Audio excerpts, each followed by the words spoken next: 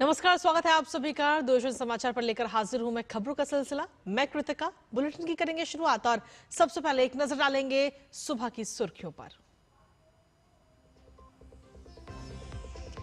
Delhi car blast में बड़ा खुलासा, धमाके वाली कार में खुद मौजूद था उमर। डीएनए टेस्ट में हुई पुष्टि, मामले में फरीदाबाद, लखनऊ, जम्मू कश्मीर समेत कई जगहों पर जांच जारी।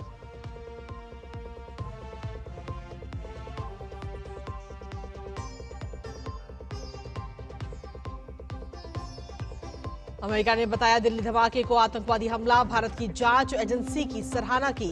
अमेरिकी विदेश मंत्री मार्को रूबियो ने पीड़ितों के प्रति व्यक्त की संवेदना।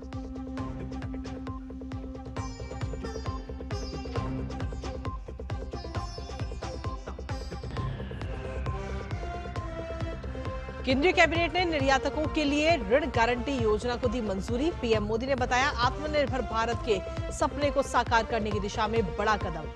निर्यातकों को मिलेगा 20,000 करोड़ रुपए तक का बिना गारंटी ऋण।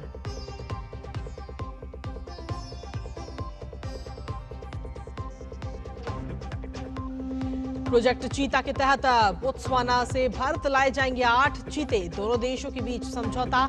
आज राष्ट्रपति द्रौपदी मुर्मू के समक्ष औपचारिक रूप से चीते सौंपे जाने का कार्यक्रम।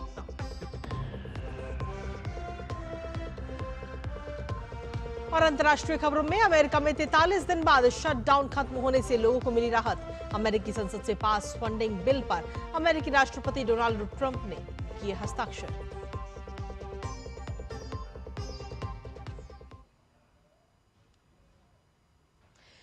तो ये थी सुबह की प्रमुख खबरें और अब बात विस्तार से, जहां दिल्ली कार ब्लास्ट केस में आज एक बड़ा खुलासा हुआ, जहां पुलिस और फोरेंसिक टीम ने बुधवार देर रात पुष्टि की कि विस्फोटक से लदी हुई Hyundai i20 कार में मौजूद शख्स कोई और नहीं बल्कि आतंकी उमर नबी मोहम्मद ही था। कार के मलबे से मिले जले हुए शव का डीएनए टेस्ट उमर के परिवार के सदस्यों से के जो सैंपल थे उनसे 100% मैच कर गया है। जांच एजेंसियों को शुरू से ही शक था कि हमलावर उमर ही था, जिसने विस्फोट से ठीक 11 दिन पहले हमले में इस्तेमाल की गई सफेद Hyundai i20 कार खरीदी थी। वो फरीदाबाद के व्हाइट कॉलर टेरर मॉड्यूल का प्रमुख सदस्य था और फरार चल रहा था। पुलवामा के संबूरा निवासी उमर के परिजनों से दिल्ली पुलिस के स्पेशल सेल ने पूछताछ की। उमर की मां और भाई ने डीएनए सैंपल दिए थे, जो ब्लास्ट में इस्तेमाल कार के मलबे से मिले अवशेष यानी जो हड्डियां, जो दांत और कपड़े के टुकड़े थे, उनसे पूरी तरह से मैच हो गए। अब इससे ये स्पष्ट हो गया है कि उमर ही कार उस वक्त चला रहा था और इससे ये भी साफ हो गया कि आतंकी उमर जानबूझकर बम धमाका करना एक्शन मोड में है और लगातार नए खुलासे हो रहे हैं। वहीं जानकारी के अनुसार मोहम्मद उमर पेशे से डॉक्टर है, जो जम्मू कश्मीर के पुलवामा जिले का रहने वाला था। दिल्ली में हुए ब्लास्ट में इसी की कार का इस्तेमाल किया गया था और उमर पर फरीदाबाद टेरर मॉड्यूल से जुड़े होने का भी शक है। धमाके वाले दिन शाम 6:22 पर यह कार लाल किला पार्किंग से बाहर निकली और लाल किले की तरफ बढ़ती हुई नजर आई और करीब 24 मिनट बाद यानी 6:52 पर रेड लाइट के पास चलती कार में अचानक से ये जोरदार धमाका हुआ। धमाके के अब तक कई सीसीटीवी वीडियो सामने आ चुके हैं, जो कि इस वक्त हम आपको दिखा भी रहे हैं कि ये जो धमाका उस वक्त हुआ था वो कितना जोरदार था। वहीं केंद्र सरकार ने दिल्ली में लाल किले के नजदीक हुए कार विस्फोट को जघन्य आतंकवादी घटना करार दिया। सरकार ने इसी के साथ जांच एजेंसियों को निर्देश दिया कि वो इस मामले की अत्यंत तत्परता और पेशेवर तरीके से जांच करें, ताकि इसके पीछे के लोगों और उनके प्रायोजकों को बिना किसी देरी के न्याय के शिकंजे में लाया जा सके। The cabinet unequivocally condemns this dastardly and cowardly act that has led to the loss of innocent lives. The cabinet reiterates India's unwavering commitment to a policy of zero tolerance towards terrorism in all its forms and manifestations. The cabinet directs that the investigation into the incident be pursued with the utmost urgency and professionalism so that the perpetrators, their collaborators, and their sponsors are identified and brought to justice without delay. The situation continues to be closely monitored at the highest levels of the government. और साथ ही आपको बता दें कि धमाके के बाद घटनास्थल के पास स्थित लाल किला मेट्रो स्टेशन बंद कर दिया गया था।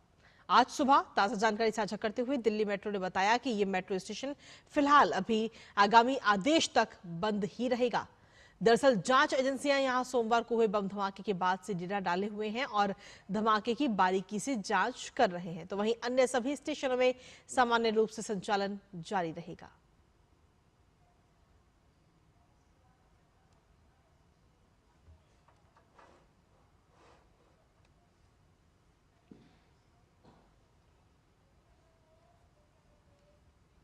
और इसी पर ताजा अपडेट के लिए सीधा रुख करते हैं, हमारे साथ हमारे सहयोगी मुकेश शुक्ला जुड़ गए हैं। सीधा उनके पास चलते हैं।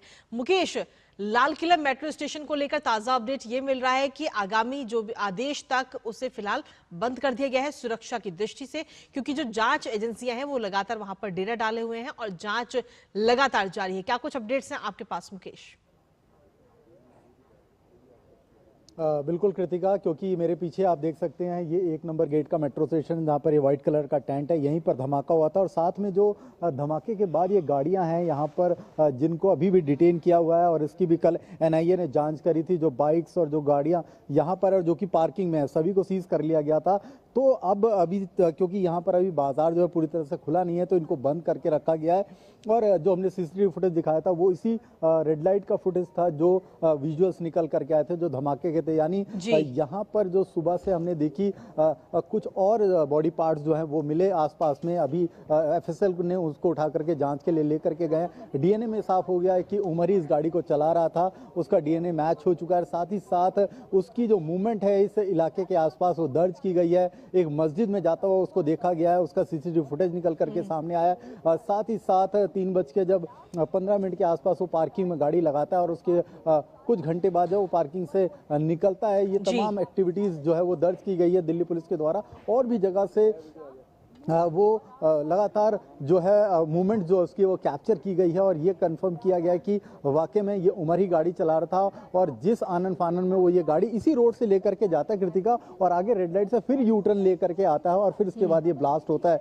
यानी उसको समझ में नहीं आ रहा था कि उसको करना क्या है, वो किसके आदेश पे चल रहा था। लेकिन उस समय ट्रैफिक यहाँ पर ज्यादा था, शाम का वक्त था, 6:52 पे उस आनन फानन में वो ब्लास्ट हो जाता है और कई लोगों की उसमें जान जाती है और वो खुद भी उसमें मारा जाता है। अभी और भी इन्वेस्टिगेशन एजेंसी जो अल्फ्ला यूनिवर्सिटी है जो इस समय सबसे ज्यादा केंद्र के सबसे ज्यादा जो है सेंट्रल पॉइंट बना हुआ है, वहां पर तमाम एजेंसियां पहुंची हुई हैं, जांच कर रही हैं क्या कुछ और जो व्हाइट कॉलर डॉक्टर्स गैंग है जो निकल करके आ रहा है। जिस तरह से एक ऐप का भी यहाँ जिक्र किया जा रहा है, उस ऐप के थ्रू ये सेशन ऐप उसको कहा जा रहा है, उसके थ्रू ये बात करते थे जिसमें नंबर की कोई जरूरत नहीं होती है, आप उसमें डायरेक्ट बात कर सकते हैं, उसमें कोई मैसेज भी सेव नहीं होता है। और ये भी बताया जा रहा है मुजम्मिल और उमर जो थे वो कुछ साल पहले जो है वो तुर्की भी गए थे जैश के किसी कमांडर से मिलने। ऐसे सोर्सेज बता रहे हैं। एनआईए इस पर पुख्ता करेगी जब वो जांच खुल करके सामने आएगी, लेकिन इनका कहीं ना कहीं किसी जैश संगठन या किसी और से जरूर ताल्लुक निकल करके सामने आ सकता है।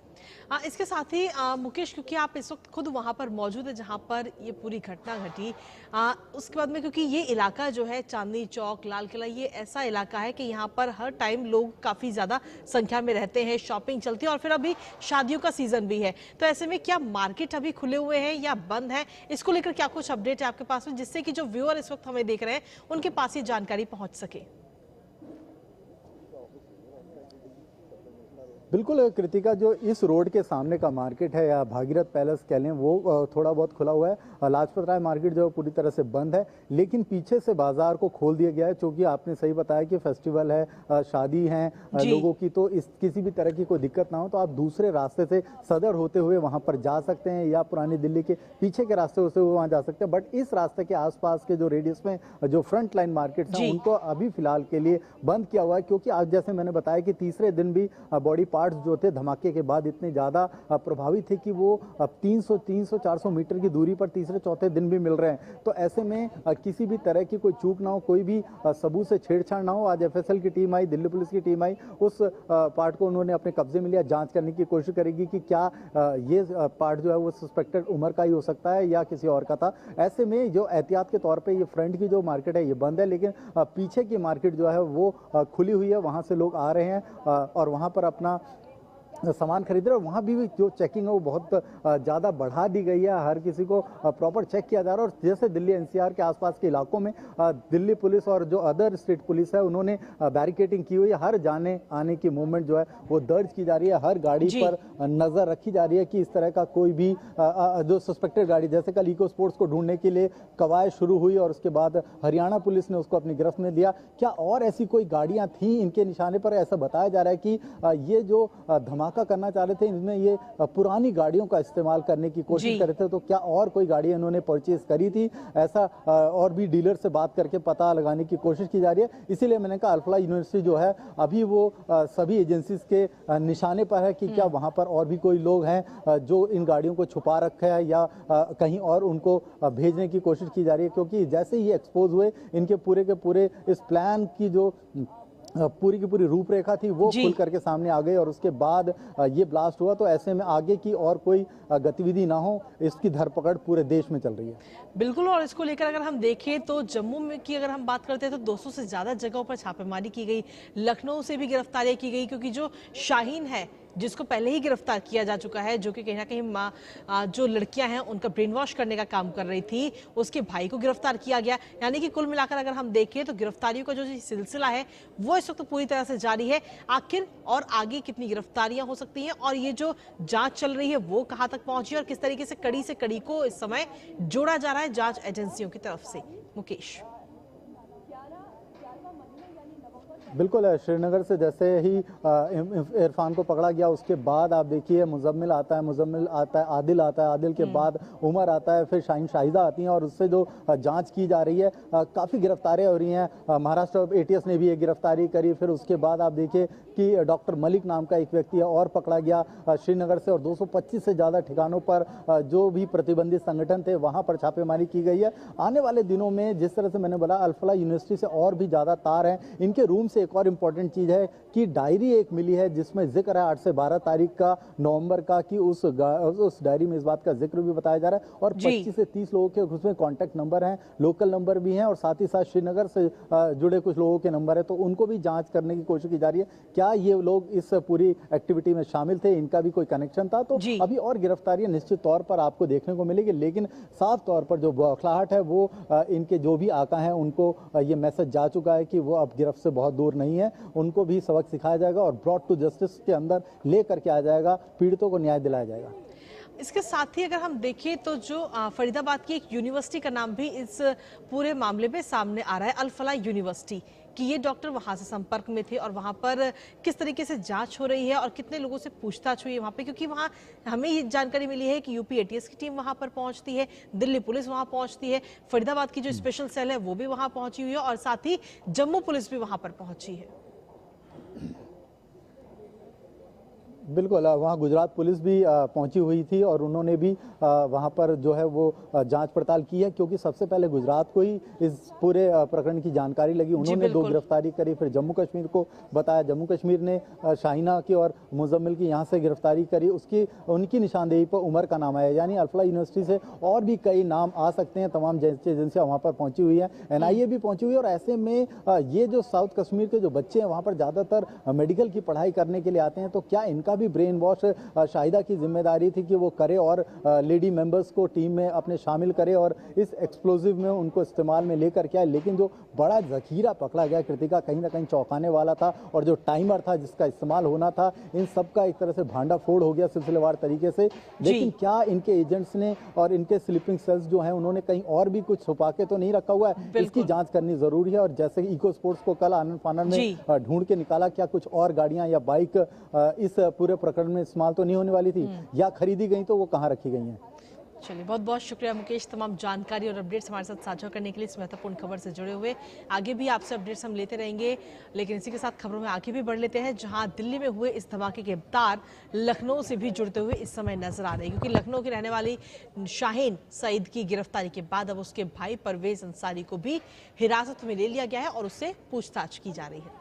बीते कल परवेज अंसारी की कार को भी पुलिस ने अपने कब्जे में ले लिया है और इस बड़ी घटना के बाद उत्तर प्रदेश में सुरक्षा व्यवस्था भी और बढ़ा दी गई है। पूरे प्रदेश को अलर्ट मोड पर रखा गया है और लोगों से किसी भी तरह की संदिग्ध गतिविधि की जानकारी पुलिस को देने की अपील की गई है कि अगर आप उत्तर प्रदेश में हैं और कहीं भी आपको कोई भी संदिग्ध गतिविधि नजर आती है, कोई ऐसा व्यक्ति नजर आती है जो संदेह के दायरे में है, तो आप तुरंत यूपी पुलिस को उसकी जानकारी दीजिए। दिल्ली में हुए कार ब्लास्ट के बाद से ही देश भर में पुलिस लगातार तलाशी अभियान चला रही है और इसी क्रम में जम्मू कश्मीर में आतंकवाद के खिलाफ कुलगाम और शोपियां जैसे इलाकों में तलाशी अभियान ही चलाया गया और इस कार्रवाई का उद्देश्य पाकिस्तान से सक्रिय जम्मू कश्मीर के मूल निवासियों के रिश्तेदारों की संदिग्ध गतिविधियों का पता लगाने, संदिग्ध व्यक्तियों के बारे में जानकारी जुटाने और संवेदनशील क्षेत्रों में सुरक्षा कड़ी करना है।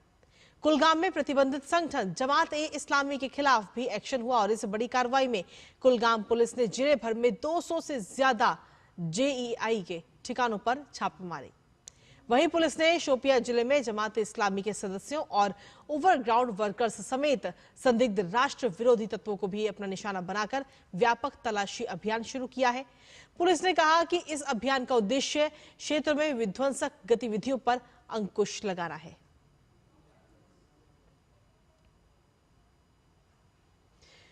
और वहीं दिल्ली में हुए धमाके के बाद सोशल मीडिया पर भड़काऊ पोस्ट करने के आरोप में असम में अब तक 15 लोगों को गिरफ्तार किया जा चुका है और ये जानकारी असम के मुख्यमंत्री हेमंत बिस्वा शर्मा ने दी। दिल्ली में हुए कार विस्फोट के बाद आपत्तिजनक सोशल मीडिया पोस्ट के सिलसिले में बुधवार को की गई 6 गिरफ्तारियों के अलावा बीती रात अब 9 लोगों को गिरफ्तार किया गया है, जिसमें रफीजुल अली को बोंगाई गांव, फरीद उद्दीन लश्कर को हैलाकांडी से गिरफ्तार किया गया, तो वहीं इनामुल इस्लाम और फिरोज अहमद को लखीमपुर, शाहिल शोमन सिकंदर और रकीबुल सुल्तान को बारपेटा से पकड़ा गया। इसके अलावा नसीम अकरम को होजाई, तस्लीम अहमद को कामरूप और अब्दुल रहीम मोल्ला को दक्षिण सलमारा से हिरासत में लिया गया। मुख्यमंत्री हेमंत बिस्वा शर्मा ने सख्त मैसेज देते हुए कहा कि असम पुलिस हिंसा का महिमा मंडन करने वालों के खिलाफ कोई समझौता नहीं करेगी। अमेरिका के विदेश मंत्री मार्को रूबियो ने दिल्ली में हुए धमाके को आतंकी हमला करार दिया। उन्होंने इस आतंकी घटना की जांच में भारत के पेशेवर रवैये की भी काफी सराहना की, तारीफ की। कनाडा में G7 विदेश मंत्रियों की बैठक के बाद पत्रकारों से बात करते हुए मार्को रूबियो ने कहा कि हमने मदद की पेशकश की है, लेकिन भारत ने कहा कि वो खुद जांच करने में सक्षम है। विदेश मंत्री एस जयशंकर और मार्को रूबियो की बैठक 11वें G7 विदेश मंत्रियों की बैठक के दौरान नियागारा, कनाडा में हुई है। बैठक के दौरान रूबियो ने हाल ही में दिल्ली धमाके में हुई जानमाल की हानि पर भी संवेदना व्यक्त की। इस बैठक में द्विपक्षीय संबंधों के साथ साथ वैश्विक विकास मुद्दों पर भी चर्चा हुई है। और बुलेटिन में खबरों का सिलसिला लगातार जारी, लेकिन वक्त एक छोटे से ब्रेक का है। आप बने रहिए हमारे साथ। अब आया असली स्वाद। अब आया स्वाद। जब स्वाद के पड़े हो लाले तो MDH का चंकी चाट मसाला डालें। MDH का चंकी चाट मसाला। MDH 80 करोड़ लोगों को मुफ्त राशन की सौगात है। 1 नहीं 2 नहीं, ये 5 साल तक की बात है। मुफ्त में आपको अन्न मिलेगा, हर परिवार हर मंथ मिलेगा, कहीं भी किसी भी राशन की दुकान से मिलेगा। ये मोदी की गारंटी है। जी हाँ, प्रधानमंत्री गरीब कल्याण अन्न योजना के तहत 1 जनवरी 2024 से आने वाले 5 सालों तक गरीब और अंत्योदय परिवारों को हर माह मुफ्त राशन मिल रहा है। मुसीबतों की छुट्टी, मोदी की गारंटी। जब धरती चीर कर निकलता है लोहे का पत्थर और मिलता है मोंगिया के जोश से, फिर तपता है, पिघलता है और बनता है फौलाद। अब होता है सरिया सारी खूबियों के साथ। मोंगिया स्टील, मजबूत देश का मजबूत सरिया।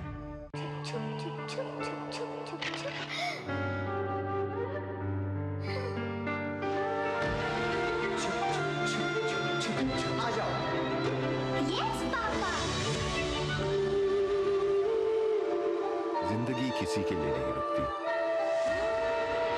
हम भी आपको कहां रुकने देंगे। जिंदगी के हर मोड़ पर LIC है तो इंश्योर्ड है।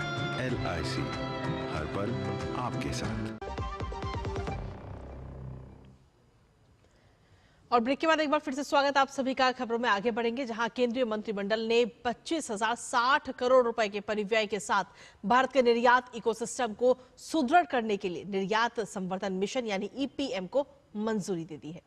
सरकार ने यह कदम भारत की निर्यात प्रतिस्पर्धा, विशेष रूप से MSME, पहली बार निर्यात करने वाले और श्रम प्रधान सेक्टर्स को और मजबूत बनाने के लिए उठाया है। आपको बता दें कि प्रधानमंत्री नरेंद्र मोदी ने केंद्रीय मंत्रिमंडल के इस फैसले की सराहना की है और सोशल मीडिया प्लेटफॉर्म X पर उन्होंने एक पोस्ट किया, जिसमें प्रधानमंत्री ने लिखा कि वैश्विक बाजार में मेक इन इंडिया की गूंज को और बुलंद करने की दिशा में यह बड़ा कदम। केंद्रीय मंत्रिमंडल ने एक्सपोर्ट प्रमोशन मिशन EPM को मंजूरी दे दी है। यह मिशन भारत की निर्यात प्रतिस्पर्धात्मकता को बढ़ाने, सूक्ष्म, लघु और मध्यम उद्यमों यानी MSMEs, पहली बार निर्यात करने वालों तथा श्रम प्रधान क्षेत्रों को सहायता प्रदान करने में मदद करेगा। यह मिशन प्रमुख हितधारकों को एक मंच पर लाकर ऐसा तंत्र तैयार करेगा जो परिणाम उन्मुख और प्रभावी होगा। तो प्रधानमंत्री नरेंद्र मोदी की तरफ से सोशल मीडिया प्लेटफॉर्म X पर यह पोस्ट की गई है। इसके साथ ही प्रधानमंत्री ने एक और सोशल मीडिया पर पोस्ट की और अपनी इस अगली पोस्ट में प्रधानमंत्री ने लिखा कि निर्यातकों के लिए ऋण गारंटी योजना, जिसे मंत्रिमंडल द्वारा मंजूरी दी गई है, वैश्विक प्रतिस्पर्धा को बढ़ावा देगी, सुचारू व्यापार संचालन सुनिश्चित करेगी और आत्मनिर्भर भारत के हमारे सपने को साकार करने में मदद करेगी।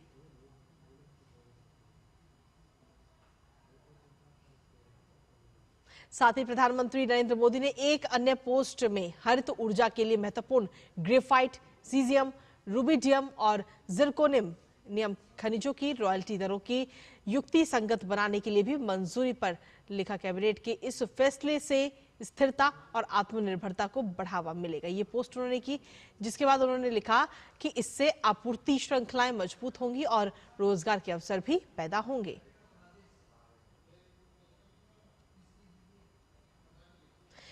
और चलिए खबरों में आगे बढ़ते हैं, जहां बिहार विधानसभा चुनाव में दोनों चरणों की मतदान समाप्ति के बाद सभी EVM को अब स्ट्रांग रूम में जमा कर दिया गया है। कड़ी सुरक्षा के बीच 24 घंटे कैमरे से निगरानी की जा रही है। वहां स्ट्रांग रूम के बाहर भारी संख्या में सुरक्षा बल भी मौजूद है। चुनाव आयोग ने एक ऐसे ही स्ट्रांग रूम का वीडियो अपने सोशल मीडिया प्लेटफॉर्म X पर साझा किया है और अपने इस पोस्ट में चुनाव आयोग ने बताया कि स्ट्रांग रूम के बाहर और अंदर लगातार CCTV कैमरे से EVM की निगरानी की जा रही है।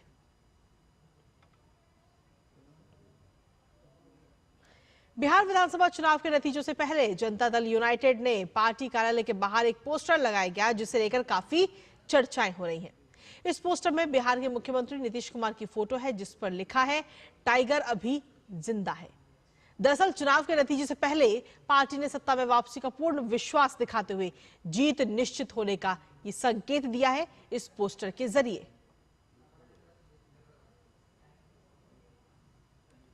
और वहीं बोत्सवाना आज राष्ट्रपति द्रौपदी मुर्मू की मौजूदगी में प्रोजेक्ट चीता के अंतर्गत एक औपचारिक कार्यक्रम में 8 चीतों को भारत में स्थानांतरित करने के लिए सौंपेगा। राष्ट्रपति द्रौपदी मुर्मू और उनकी बोत्सवाना समकक्ष डूमा बोको के बीच संयुक्त प्रेस वार्ता के दौरान इसकी घोषणा की गई। प्रोजेक्ट चीता एक अनूठी पहल है, जिसका उद्देश्य दशकों बाद चीतों को भारत में फिर से लाना है। सितंबर 2022 में नामीबिया से 8 चीतों को मध्य प्रदेश के कूनो राष्ट्रीय उद्यान में स्थानांतरित किया गया था और अगले वर्ष दक्षिण अफ्रीका से 12 चीतों को लाया जाएगा। इनमें से अधिकांश चीते अपने नए वातावरण में अच्छी तरह ढल गए हैं और प्राकृतिक व्यवहार कर रहे हैं।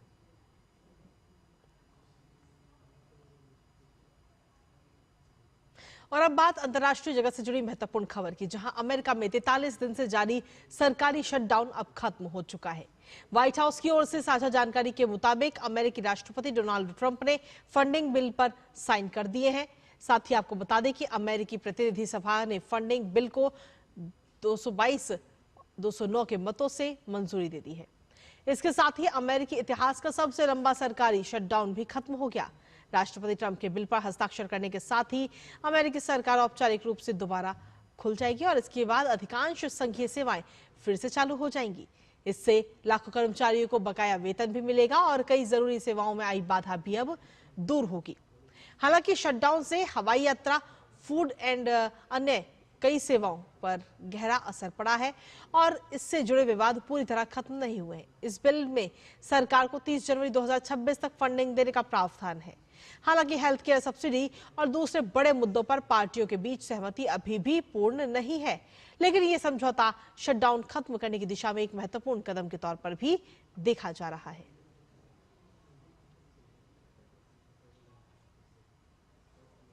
और इसी के साथ फिलहाल मेरे साथ इस बुलेटिन में इतना ही। बाकी देश दुनिया से जुड़ी तमाम छोटी और बड़ी खबरों के लिए आप देखते रहिए डीडी न्यूज। नमस्कार।